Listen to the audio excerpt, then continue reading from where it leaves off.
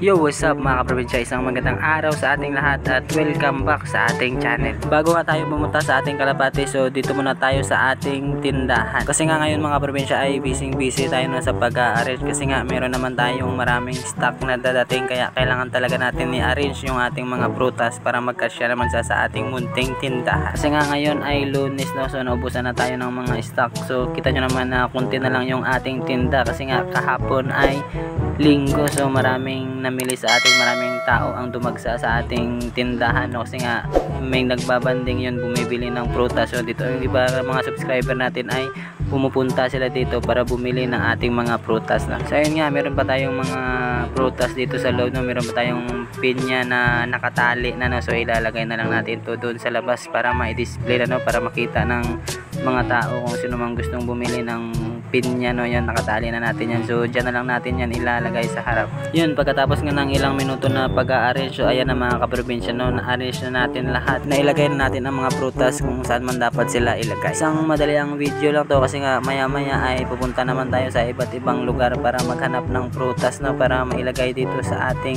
pwesto.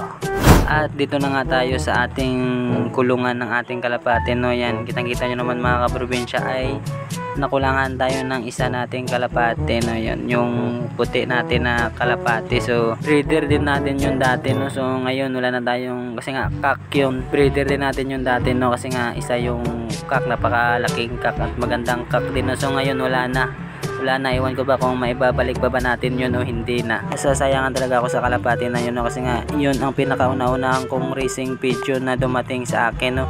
Kaya tingnan natin dito sa kabila ay wala na talaga mga kaprobinsya na yan, tatlo na lang yan dyan. So marami sila dyan, so inilipat natin sa kabila natin na kulungan.